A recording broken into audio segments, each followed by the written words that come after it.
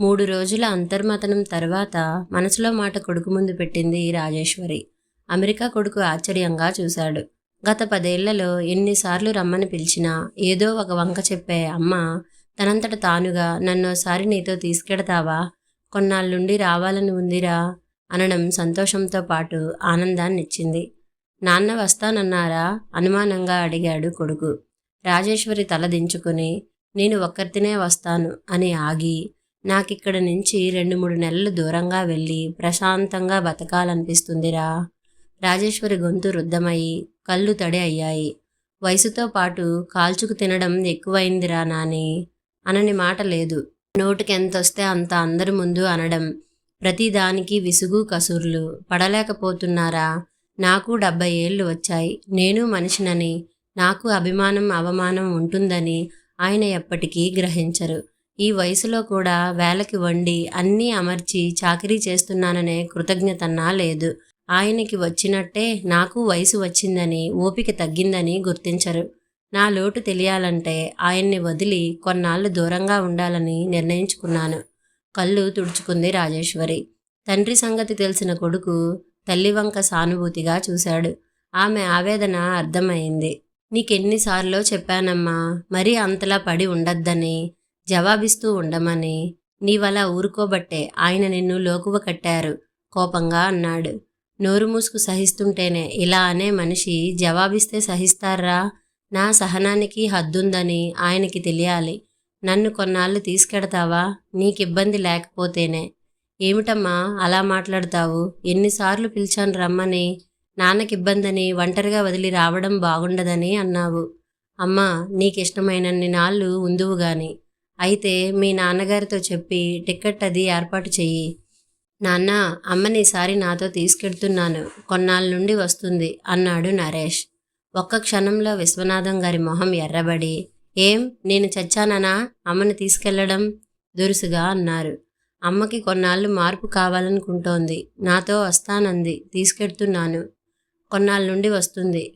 మరో మాట అనే వీలు లేకుండా తన నిర్ణయం చెప్పాడు. కొన్నాళ్ళేం కర్మ, శాశ్వతంగా ఉంచుకో. నాకేం పర్వాలేదు. నా గురించి ఎవరికీ బెంగక్కర్లేదు. నా సంగతి నేను చూసుకోగలను. ఉక్రోషం, అసహనం ధ్వనించింది గొంతులో. పక్కనుంచి రాజేశ్వరి ఏదో అనబోతే కొడుకు ఊరుకో అని సైగ చేసి, అమ్మ వంట మనిషిని మాట్లాడి మన పద్ధతులు అలవాట్లు అన్నీ చెప్పింది. మీకేం ఇబ్బంది ఉండదు. ఆవిడ ఇంట్లో ఉండి చూసుకుంటుంది. అయ్యో పాపం, నా గురించి అంత యావక్కర్లేదు. నా సంగతి నేను చూసుకోగలను. మొగం ఎర్రపరుచుకుని లేచి గదిలోకి వెళ్ళిపోయారు విశ్వనాథం. రాజేశ్వరి కలవరంగా కొడుకు వంక చూసింది. ఊరుకో అమ్మా, ఆయన సంగతి మనకి తెలీదా? నీవు మాట్లాడక ఊరుకో, నేను చూసుకుంటా. నరేష్ అభయం ఇచ్చాడు. 15 రోజుల తర్వాత టిక్కెట్టు, వీసా ఏర్పాట్లు పూర్తయ్యాయి. నాన్న, రేపు సాయంత్రం బయలుదేరుతున్నాం కొడుకు చెప్పాడు. తన కోపాన్ని, అయిష్టతని గుర్తించి వెళ్ళడానికే భార్య తయారయ్యిందన్న నిజాన్ని ఆయన జీర్ణించుకోలేకపోయారు. మంచిది అన్నారు ముభావం వ్యంగ్యం కలిపి. వంటావిడ వచ్చారు. అన్నీ చూపించి చెప్పింది అమ్మ. మీకేమీ ఇబ్బంది ఉండదు. నాకేం ఇబ్బంది? ఎవరన్నారు ఇబ్బందని? కోడిపెట్ట ముసలమ్మ మాదిరి ఈవిడ లేకపోతే గడవదనుకోక్కర లేదు. వెళ్ళి శాశ్వతంగా అక్కడుండొచ్చు. నేను చచ్చాననుకుని. ఆఖరి అస్త్రం వదిలారు విశ్వనాథం గారు. అంత మాటలన్నాక భార్య ఆగిపోవచ్చు అన్న ఆశ. మర్నాడు అంతా ఆవిడ పచ్చళ్ళు పొడులు చేస్తూ స్వీట్లు తెప్పించి సర్దడం, పెద్ద పెట్టి నిండా బట్టలు సర్దుకోవడం చూస్తూ చిన్నపిల్లాడిలా ఉక్రోసపడిపోయారాయన. బాబుగారు, టిఫిన్ పెట్టాను. వంటావిడ సీతమ్మ గారు వినయంగా అంది. మీరు పిలవక్కర్లేదు. టైం అయితే నేనే వస్తా. చదువుతున్న పేపర్ వంచి తలెత్తి మొహం చిట్లించి అన్నారు విశ్వనాథం. వంటావిడ ముఖం చిన్నపుచ్చుకుని లోపలికి వెళ్ళిపోయింది. రాజేశ్వరి వెళ్ళి పట్టుమని 24 గంటలు గడవలేదు. కానీ ఇంట్లో ఏదో వెలితి శూన్యం. ఆ శూన్యం ఆయన మనసులోనూ ఏర్పడినట్టయింది. చాలా నిబ్బరంగా, గంభీరంగా పైకి ఉన్నా నిన్నటి నుంచి ఆయన మనసులో లేదు. రాజేశ్వరి వెడుతూ ఏదో లాంఛనంగా చెప్పాలి కదా అన్నట్టుగా, వెడుతున్నాను జాగ్రత్త అని మాత్రం అంది. ఆయన ముఖం పక్కకి తిప్పుకుని జవాబు ఇవ్వలేదు. కొడుకు ఫోన్ చేస్తుంటాను నాన్న, ఆరోగ్యం జాగ్రత్త అన్నాడు. ఆవిడ వెళ్ళాక ఒంటరిగా తల్లి వదిలిపెడితే చిన్నపిల్లాడు ఉక్రోషపడినట్టు రాత్రంతా బాధపడ్డారాయన. ఏమిటివి, ఇడ్డెన్లా ఇటుకరాళ్ళా ఇంత గట్టిగా ఉన్నాయేమిటి? సీతమ్మ గతుక్కుమంది. అమ్మగారు చెప్పినట్టు చూపించినట్టే చేశానండి వినయంగా అంది. ఆవిడ చేసినట్టు చేస్తే మెత్తగా దూదుల్లా ఉండాలి, రాళ్ళల్లా ఉన్నాయి ఇవి. రేపటి నుంచి సరిగా చెయ్యండి విసుగ్గా అని టిఫిన్ ప్లేట్ ముందు నుంచి వెళ్ళిపోయారాయన. వరాలు, ఏమొచ్చిందే ఈ ఇడ్డిన్లకి, మెత్తగా లేవు చూడు అంటూ పనిమనిషి చేతిలో ఓ ఇడ్డిని పెట్టి చూడమంది సీతమ్మ. బానే ఉన్నాయమ్మా, ఏటో అయ్యగారు అంది వరాలు. అయ్యో, పెద్దాయన టిఫిన్ తినకుండా వెళ్ళిపోయారే. ఏమో బావోలేవేమో. నాకు వంటలు తప్ప టిఫిన్లు అలవాటు లేదు. నాకు పెద్ద వంటలు తప్ప ఏదో ఉప్మా కలియపెట్టి ఇవ్వడం తప్ప టిఫిన్లు చేయడం రాదు మరి. అంచేత కుదరలేదేమో. ఆవిడ చెప్పినట్టే నూక కలిపాను మరి నోచుకుంటూ అంది సీతమ్మ. ఏమిటండి ఇది, పులుసా? ఇంత పుల్లగా ఉంది, ఈ చారింత తీయగా ఉంది. పులుసులో పడాల్సిన బెల్లం చారులో తగలేశారు. ఈ కూర ఏమిటిలా నీళ్ళోడుతుంది? వంట రాదా మీకు? ఇదివరకు ఎక్కడ చేయలేదా? పొద్దుట టిఫిన్ అలా తగలేశారు దురుసుగా అన్నారు ఆయన భోజనం చేస్తూ. సీతమ్మ తెల్లపోయింది. వంట రాదు తనకి? 35 ఏళ్లుగా రోజు చేసే పని అది. గుమ్మడికాయ, ములక్కాడ, దుంపలు వేసి పులుసు పెడితే సీతమ్మగారే పెట్టాలి అనేవారు అంతా. పెద్ద వంటలు అలవాటయి చిన్న వంటకు పడాల్సినవి సరిగా పడలేదేమిటి చెప్పమా అని బాధపడింది. తీరా భోజనం దగ్గర కూర్చొని రుచులు చూశాక అన్నీ సరిగా ఉన్నాయనిపించి ఇంకెవరి దగ్గర చెప్పుకోవాలో తెలియక వరాల దగ్గర చెప్పుకుంది. వరాలు నవ్వి, అమ్మగారెళ్ళిన కోపం మా మీద చూపిస్తున్నారు అయ్యగారు. గత 10 ఏళ్లుగా పనిచేస్తున్న వరాలికి ఇంట్లో అయ్యగారి సంగతి బాగానే తెలుసు. ఈరోజు వంట సరిగా లేదని కాదు ఆయన గారి బాధ. అమ్మ ఎంత బాగా వండినా ఏదో వంకలు పెట్టడం ఆయన గారికి అలవాటే. తేలిగ్గా తేల్చేసింది వరాలు. అంతేనంటావా? అమ్మ బాబోయ్, ఇలా వంకలు పెడితే ఎలా చేస్తాం అంది సీతమ్మ. వరాలు లోపల నుంచి కేక. ఏటయ్య గారు, ఏమిటిలా ఆరిన బట్టలన్నీ కుప్పలా పడేశావు? మడతలు పెట్టాలని తెలీదు? మడత పెట్టి స్టాండ్ మీద పెట్టు ఆర్డర్ వేశారు విశ్వనాథం గారు. నేనెప్పుడు ఎడనే పెడతా, అమ్మగారు మడతెట్టుకునేవారు. అంటే అమ్మగారు లేకపోతే నే పెట్టుకోవాలా? హుంకరించారు. వరాలకి అమ్మగారు చెప్పలేదు, మర్చిపోయిందేమోననుకొని కింద కూర్చొని మడతలు పెట్టింది. ఏమిటా లాల్చి అలా మడత పెడుతున్నావు? మళ్ళీ తొడుక్కోవాలా వద్దా? అలా అడ్డంగా కాదు, నిలువుగా పెట్టు. వరాలు అయోమయంగా చూసింది. హో అవతలికి, బట్టలు మడత పెట్టడం కూడా చేత కాదు, ఆడదానివి కాదు? వరాలని పొమ్మని మంచం మీద కూర్చొని ఆ 4 బట్టలు అరగంట సేపు విప్పి మడిచి షేపులో మడత పెట్టుకున్నారు ఆయన. పెళ్లికి ముందు తల్లి, పెళ్ళయ్యాక భార్య చాకరీ చేయడం అలవాటైన ఆయన మంచినీళ్లు కూడా బిందెలోంచి ముంచుకు ఏనాడూ తాగలేదు. బట్టలు రెడీ చేసి స్నానానికి నీళ్లు తొలిపి టిఫిను భోజనాలు రెడీ చేసి వేళకి అన్నీ అమర్చిపెట్టే భార్య మగాడంటే చేయించుకోవడం తప్ప చేసే జాతి కాదని ఆయన విశ్వాసం. అది ఆయనకు ఆ ఇంట్లో అబ్బిన సంస్కారం. తల్లి ఏనాడు వంటింటి గడప దాటని మహా ఇల్లాలు. ఆవిడ ఆయనకి ఆదర్శం. దానికి తోడు పెళ్లి కాంగానే తండ్రి చేసిన నీతి బోధ.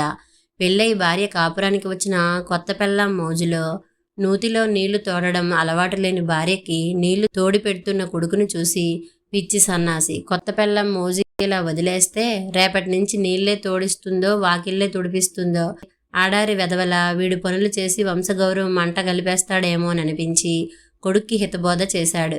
ఒరే బాబీ, ఈ ఆడాళ్ళున్నారు చూసావా, వెంట్రుక వాసంత దారి ఇచ్చావో ఆ వెంట్రుక పట్టుకొని తలపైకెక్కి కూర్చొని నీ జుట్టు పట్టి ఆడిస్తారు, జాగ్రత్త.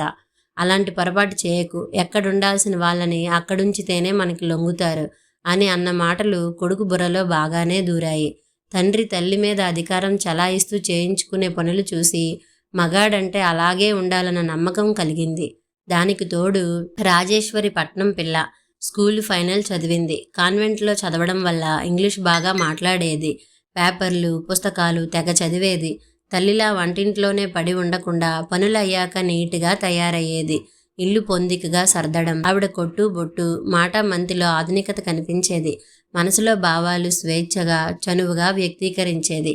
తనకు నచ్చనిది వాదన చేసి తప్పొప్పులు చర్చించి ఒప్పించాలని ప్రయత్నించేది. ఇవన్నీ చూసి ఆవిడ ధోరణి గుర్తించి, అమ్మో తండ్రి చెప్పింది నిజం, ఆలసిస్తే తనని లెక్క చెయ్యదు, మొక్కగానే వంచి అదుపాజ్ఞలలో ఉంచాలని నిర్ణయించుకున్నారాయన. ఆవిడ చెప్పింది ఒప్పుకోకుండా మగాడి మాట ఆడది వినాల్సిందే ఆడది వంటింటి వరకే పరిమితం అన్న విషయాన్ని ఆవిడికి వంట పట్టించేందుకు కాస్త ఇబ్బందే అయింది ఆయనకి. మొగుడు అయినదానికి కానిదానికి కాలు దువ్వినట్టు ఎందుకు మాట్లాడతాడో కసిరి చెప్పడం, అథారిటీ చేసి పనులు చేయించుకోవడం ఎందుకు, సౌమ్యంగా చెప్పరాదా అని బాధపడేది. ఆ మాట అంటే నోరు మూసుకో, నీ అతి తెలివి నా దగ్గర కాదు అని ఎగిరే భర్త మనస్తత్వం ఆమెకి అర్థమయ్యేది కాదు. నొచ్చుకునేది. వాదిస్తే మరింత కోప్పడి రోజులు తడబడి మాట్లాడకుండా సాధించే భర్తని చూసి బాధపడేది. కొన్నాళ్ళిలా జరిగాక భర్తని మార్చుకోలేక, అందరిలో చిన్నపోవడం ఇష్టం లేక ముభావంగా తన పనులు తాను చేసుకోవడం అలవర్చుకుంది. ఉద్యోగానికి వేరింటి కాపురానికి వచ్చిన ఓ అచ్చటాముచ్చటా లేకుండా గంభీరంగా ఉండే భర్తని చూసి అతని మనస్తత్వం అంతే అని సరిపెట్టుకుని సర్దుకుపోవడం అలవాటు చేసుకుంది. పిల్లలు పుట్టారు, పెరిగారు, వెళ్ళారు. మళ్ళీ ఇద్దరే మిగిలిన మనసులో మాట స్వేచ్ఛగా ఏనాడూ చెప్పుకోలేక ఒంటరితనమే అనుభవించింది. తన పని, తన పూజ, మొక్కలు, పుస్తకాలు, పాటలు వినడం తన కాలక్షేపంగా చేసుకుంది. భార్యని చెప్పు చేతల్లో ఉంచుకున్నానని సాధించాను అనుకున్నారు తప్ప కాపురంలో తను కోల్పోయిందేమిటో ఆయన గ్రహించుకోలేదు. వయసు మీద పడి రిటైర్ అయి ఇంట్లో కూర్చోవడం ఆరంభించాక ఆయన చిరాకులు, సాధింపులు, కసుర్లు ఎక్కువై రాజేశ్వరికి భరించలేని నైరాస్యం, విరక్తి, భర్తంటే ద్వేషం మరింత పెరిగి ఆ పరిసరాల నుంచి, ఆ వాతావరణం నుంచి కొన్నాళ్ళైనా దూరంగా ప్రశాంతంగా బతకాలన్న ఆలోచనకు వచ్చింది. దూరం వెడితే విలువ తెలుస్తుంది అని కొడుకుతో ప్రయాణం పెట్టుకుంది. వరాలు, అమ్మ బాబోయ్, ఈయనకి వండి పెట్టడం నా వల్ల గాదే తల్లి, ఏం చేసినా వంక పెట్టందే తినడే, ప్రతి దానికి కసుబుసులాడుతూ కసిరితే పడడానికి నేనేం పెళ్ళాన్ని కాదు, ఏదో ఓ నెల 2 నెలలు అట్టే పని లేకుండా విశ్రాంతిగా ఉండొచ్చు, జీతం ఎక్కువ ఇస్తానన్నారని ఒప్పుకున్నాను, నాకేం గతి లేక పడి ఉంటాననే ఆయన ఉద్దేశం, వంటలకెళ్ళి రోజుకి 200-300 సంపాదించుకుంటాను, ఏమనుకుంటున్నాడో ఆయన, నా వంటకి వంకలు పెడతారేమిటి, ఎన్ని శుభకార్యాలకి వండిన దాన్ని సీతమ్మ గింజుకొని ఉక్రోషంగా అంది. ఆయన అంతేనమ్మా, పాపం ఆవిడ నోరు మూసుకు పడి ఉంటుంది గనుక ఈయన ఆటలు సాగుతున్నాయి, కాస్త నోరున్న ఆడదైతే అగ్గి రాజయ్య అక్కర లేకుండా అగ్గి రాజుకునేది. అమ్మగారు వెళ్ళాక ఈయన గారికి అమ్మ వంట బాగుందని, అమ్మ టిఫిన్ బాగా చేస్తుందని, ఇల్లు శుభ్రంగా ఉండేదని తెలిసొచ్చింది. నన్ను సతాయిస్తున్నాడుగా, ఈ మూల తుడవలేదు, బట్టలు బాగా ఉతకలేదని. ఏమో, నెలవగానే జీతం పట్టుకుపోతాను, మాటలు పడాల్సిన కర్మ నాకేమిటి, కోపంగా అంది సీతమ్మ. అమెరికాలో కొడుకింటికి వచ్చాక నిజంగా రాజేశ్వరికి శారీరకంగా, మానసికంగా మంచి విశ్రాంతి దొరికినట్టు చాలా హాయిగా, ఆనందంగా ఉంది. మనవలతో మాట్లాడుతూ, వాళ్ళతో గేమ్స్ ఆడుతూ, కథలు చెబుతూ, ఏ బరువు బాధ్యతలు లేకుండా ఉండడం ఎంతో నచ్చింది. కొడుకు కాపురం చూస్తుంటే భార్యాభర్తలంటే ఇలా ఉండాలి, సంసారం అంటే ఇది అని అడుగడుగునా అనిపించేది. ఇద్దరు ఉద్యోగస్తులు, ఇద్దరు చెరో పని చేస్తారు చకచక.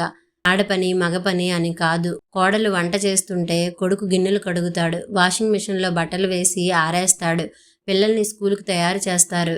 ఏ చిన్న పొరపాటు చేసినా సారీ, వెరీ సారీ అంటుంటాడు. థ్యాంక్స్లు సరే సరే. కోడలు వినోదిని అంతే, ఏదన్నా మర్చిపోతే అయ్యో సారీ మర్చిపోయాను అంటుంది. ఫర్గెట్ ఇట్ అంటాడు కొడుకు. వంటలో ఏదన్నా లేదంటే నవ్వుతూ హాస్యంగా చెబుతాడు. అయ్యో సారీ అంటుంది ఆ అమ్మాయి. ఒక పూట ఏ ఉప్పో కారమో ఎక్కువైతే కావాలని చేసినట్టు దెప్పే భర్తతో కొడుకుని పోల్చుకోలేకుండా ఉండలేకపోయింది. పోనీ కొడుక్కి తండ్రి వారసత్వం రాలేదు, కోడలు అదృష్టం అనుకుంది. రాత్రి అంతా డైనింగ్ టేబుల్ దగ్గర ఎన్నో కబుర్లు చెప్పుకుంటూ భోంచేస్తారు. పిల్లలు చెప్పినవి శ్రద్ధగా వింటారు. అనుమానాలు, సందేహాలు ఓపిగ్గా వివరిస్తారు. పిల్లల్ని ఎంత ముద్దు చేసినా అనగానే కళ్ళతో వారిస్తే ఆగిపోతారు. ఇలాంటి పెంపకం తన పిల్లలకి ఉండేదా? తండ్రంటే భయం తప్ప ప్రేమ, భక్తి ఉండేవా? భార్యాభర్తల మధ్య అన్యోన్యత, అనుబంధాలు, అనుభూతులు పంచుకోవడం ఏమున్నాయి తన కాపురంలో? 1 వే ట్రాఫిక్ లాగా ఆయన మాట, ఆయన పంతం, ఆయన అధికారం తప్ప ఇచ్చిపుచ్చుకునే ఆనందం తన సంసారంలో ఏ రోజూ దొరకలేదు. అన్ని సంపదలను మించినది భార్యాభర్తల మధ్య అన్యోన్యత అన్నది వీళ్ళ సంసారం చూశాక మరీ మరీ తెలుస్తుంది అనుకుంది రాజేశ్వరి. వచ్చి 20 రోజులు దాటాక మీ నాన్న ఎలా ఉన్నారో, నీ లేని లోటు కాస్తైనా తెలిసిందో లేదో అంది భోజనాల దగ్గర. ఎలా ఉండడానికి ఏముంది, వారం వారం ఫోన్లో మాట్లాడుతున్నాంగా, బాగానే ఉన్నారు. బాగుండడం కాదు, నవ్వింది రాజేశ్వరి. అమ్మా, కొన్నాళ్ళు నాన్న సంగతి మర్చిపో, కనీసం ఇక్కడున్నన్ని రోజులైనా హాయిగా ప్రశాంతంగా ఉండు అన్నాడు నరేష్. బాగుంది, ఎలా మర్చిపోతారు? 50 ఏళ్ల అనుబంధం చెప్పినంత సులువు కాదు, కోడలు వినోదిని అంది. పోనీ నీకంతగా అనిపిస్తే ఫోన్ చేసి మాట్లాడు, ఎవరొద్దన్నారు అన్నాడు నరేష్. వద్దొద్దు, ఊరికే అన్నాను. అసలు ఆయన ఎలా ఫీల్ అవుతున్నారు, మనసులోనైనా మిస్ అవుతున్నారో లేదో అన్న ఆలోచనతో అలా అన్నా అంతే, నవ్వుతూ అంది రాజేశ్వరి. మన ఇండియన్స్ ఈ సెంటిమెంట్స్, ఈ బలహీనతలే పెళ్ళిళ్ళని నిలబెడుతున్నాయనుకుంటారు. ఓ విధంగా మైనస్ పాయింట్, మరో విధంగా ప్లస్ పాయింట్. నిజమే, మన పెళ్ళిళ్ళలో ఉండే పవిత్రత, సెంటిమెంటో గానీ కొట్టుకున్నా తిట్టుకున్నా భార్యాభర్తల మధ్య బంధం విడిపోకుండా ఉండడం అన్నింటికన్నా గొప్పదనుకుంటాను వినోదిని అంది. ఏమిటో నాయన, పెట్టి పుట్టడం అంటే ఇదే, చేసుకున్న వాళ్ళకి చేసుకున్నంత అన్నట్టు భార్యాభర్తల అన్యోన్యత ఓ అదృష్టమే, దానికి నేను నోచుకోలేదు నిట్టూర్చింది. అమ్మా, అసలు నీవు నాన్నని మార్చడానికి ఎప్పుడు ప్రయత్నించలేదా? ఏదో సామెత చెప్పినట్టు రామాయణం అంతా విని రాముడికి సీత ఏమవుతుందని అడుగుతున్నావు. 40 ఏళ్లకు పైగా మీ నాన్నని చూస్తూ ఆయన ఏనాడన్నా ఇతరులని మాట్లాడనిచ్చారా? మాట్లాడే అవకాశం ఇచ్చారా? ఓ 50 ఏళ్ల క్రితం ఆర్థిక స్వాతంత్రం లేని భార్య భర్తకి ఎదురు తిరిగి నీ పద్ధతి మార్చుకో అని చెప్పగలిగే అవకాశం ఉందా అసలు? చెప్పినా ఆ భర్త సామరస్యంగా అర్థం చేసుకుని తనను తాను మార్చుకునే ప్రయత్నం చేసే సౌమ్యత ఆనాటి మగవాళ్ళలో ఉండేదా? ఉన్న 100కి 1,00,00,000 ఒకరు. భార్యల మనోభావాలకి గౌరవం ఇచ్చే ప్రసక్తి ఎక్కడుందిరా? అది నిజమే నరేష్. అసలు మన దేశంలో భార్యాభర్తల మధ్య అభిప్రాయ భేదాలకి అసలు కారణం కమ్యూనికేషన్ గ్యాప్ అంటాను వినోదిని అంది. అందరూ కాదులే అమ్మా, అంతా ఆయనలా ఉంటారా? అది నిజమేలే, మగాళ్ళంతా చెడ్డవాళ్ళని ఎలా అంటాం? కానీ మొత్తం మీద ఆ రోజుల్లో ఆ శాతం ఎక్కువ. పూజ కొద్దీ పురుషుడన్న మాట నిజం అని నిట్టూర్చి, అందుకే మీ నాన్న కాస్తైనా నేను లోటు గుర్తించారా అన్నది తెలుసుకోవాలని ఆరాటం అంది. రేపు ఆదివారం ఫోన్ చేస్తాగా, అప్పుడు నీవే అడుగు, బుద్ధి వచ్చిందా అని హాస్యంగా అన్నాడు కొడుకు. మర్నాడు ఫోను వరాలు తీసింది. అయ్యగారు స్నానం చేస్తుండారండయ్యా అంటూ గబగబా ఆరాటంగా. అబ్బాయి గారు, అమ్మగారికి చెప్పండి, వంటావిడ వెళ్ళిపోయింది, హోటల్ నుంచి తెచ్చుకు తింటున్నారు. ఆ భోజనం పడక 2 రోజుల నుంచి విరేచనాలు నీరసపడిపోయారు. ఫోన్ అమ్మగారికి ఇయ్యండి బాబు, రాజేశ్వరి కన్నా చెప్పాలన్న ఆరాటంతో అంది. ఫోన్ అందించాడు నరేష్. రాజేశ్వరి ఆందోళనగా, ఎందుకెళ్ళిపోయిందే సీతమ్మ? వచ్చే వరకు ఉండమని మరీ చెప్పాను గదా. ఎందుకేటమ్మా, సాధిస్తే తిడితే పడతారేంటి? మీరేంటి ఊరుకోవడానికి? మీరెళ్ళాక అయ్యే కోపం మరీ ఎక్కువైందమ్మా. నన్ను తెగ సాధిస్తున్నారు, బేగ వచ్చేయండమ్మా. వరాలు అన్న విశ్వనాథం గారి కేక. ఎవరితో మాట్లాడుతున్నావు? పెట్టే ఫోను. నిన్నిక్కడ విషయాలు చెప్పమని ఎవరు చెప్పారు? ముందా ఫోన్ పెట్టు హూంకరించారు. ఫోన్ కట్ అయింది. రాజేశ్వరి నిట్టూర్చింది. కొడుకు మళ్ళీ ఫోన్ చేసినా ఊ ఆ అని పొడి మాటలు. నాకేం, బాగున్నాను అంటూ ముక్తసరిగా మాట్లాడి పెట్టేశారు విశ్వనాథం. అయ్యో, భోజనానికి ఏం చేస్తున్నారో? హోటల్ తిండి పడొద్దు వంటికి. రాజేశ్వరి ఆదుర్దా పడింది. నీ ఊరికే గాబర పడకమ్మా, ఈసారి ఆయనకి భార్య విలువ బాగా తెలుస్తుంది. మరేం పర్వాలేదు, ఊర్లో చాలా హోటళ్లున్నాయి కొడుకు తేలిగ్గా అన్నాడు. మళ్ళీ ఆదివారం నరేష్ ఫోన్ చేస్తే ఫోన్ ఎవరూ తీయలేదు.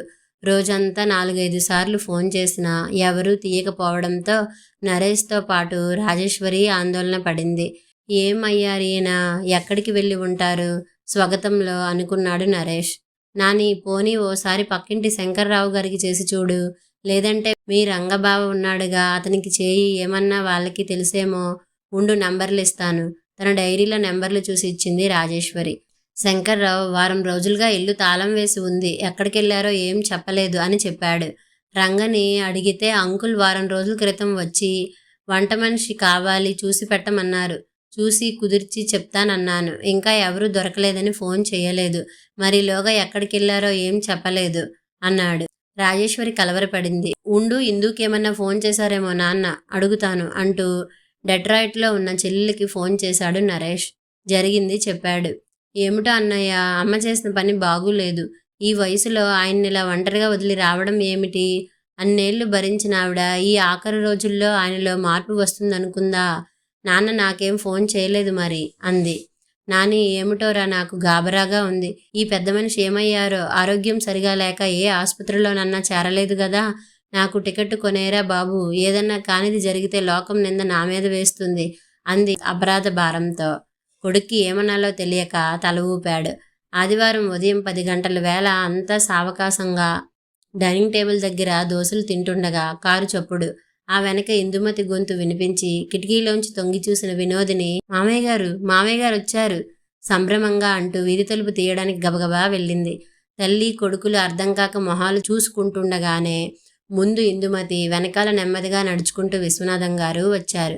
నాన్నగారిని తీసుకొచ్చానమ్మా నవ్వుతూ అంది ఇందుమతి తల్లి దగ్గరికి వెళ్ళి.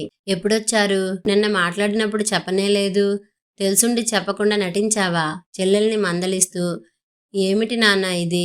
చెప్పకుండా చేయకుండా అలా ఇల్లు తాళం పెడితే మేం గాబరాపడి అందరికీ ఫోన్లు చేశాం.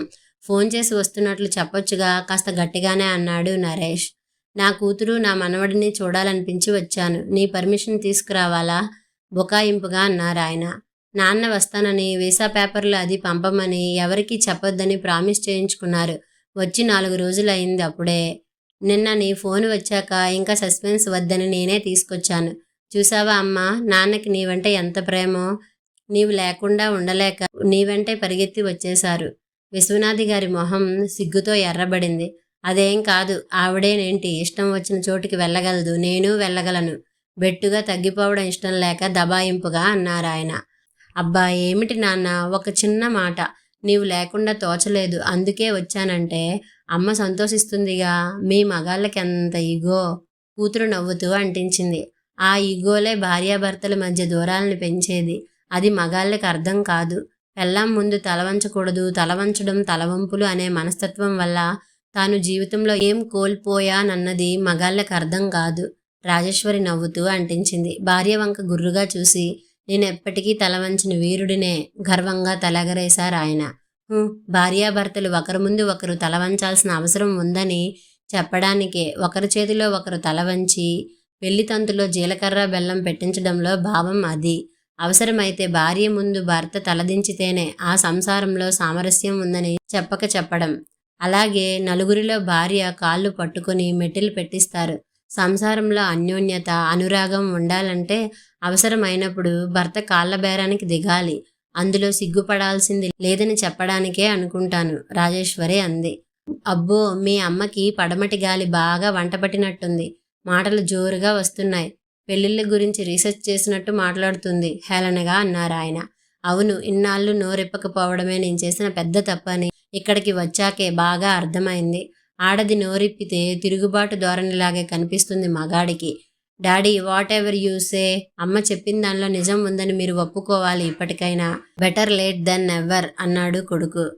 అన్నయ్య, నాన్నగారిలా రావడంలోనే అర్థం అవడం లేదు. అమ్మ మీద ఎంత ప్రేమో. మన 3 ముళ్ళ బంధం గట్టిదన్నయ్యా, లేదనుకోవడం అంత సులువు కాదు. విశ్వనాథి గారి మొహం సిగ్గుతో ఎర్రబడింది. పంతంగా తల అడ్డం తిప్పుతూ భార్య వంక తలెగరేసి చూసి, I will never surrender to her పంతంగా అన్న ఆ గొంతులో సామరస్యం తప్ప పట్టుదల కనబడలేదు. కొడుకు కూతురు నవ్వారు. ఆయన మొహం చూస్తూ రాజేశ్వరి నవ్వుకుని, ఏడ్సార్లేండి, 4 రోజులకే మొహంలో పళ్ళు కళ్ళు వెళ్ళుకొచ్చాయి, బుకాయించకండి అని చెవి మెల్లేసి చెప్పాలనిపించింది. వెంటనే అంత సామరస్యం సరసం ఉంటే ఇంకా కావాల్సింది ఏముంది అనిపించింది. చిన్నప్పుడు కొడుకు అన్నం తిననని మారం చేస్తూ ముద్ద నోట పెట్టకుండా పెదాలు బిగించి కూర్చుంటే, ఇచ్చి వెదవాయమ్మ, అమ్మ మీద కోపం వస్తే అన్నం మీద చూపిస్తారా అంటూ సుతారంగా నెత్తిన జల్లకాయ వేసినట్టు మూడి నెత్తిన ఒకటి వేసి లాలించాలని అనిపించింది ఆ క్షణాన ఆవిడిలోని తల్లి మనసుకి. కథ సమాప్తం.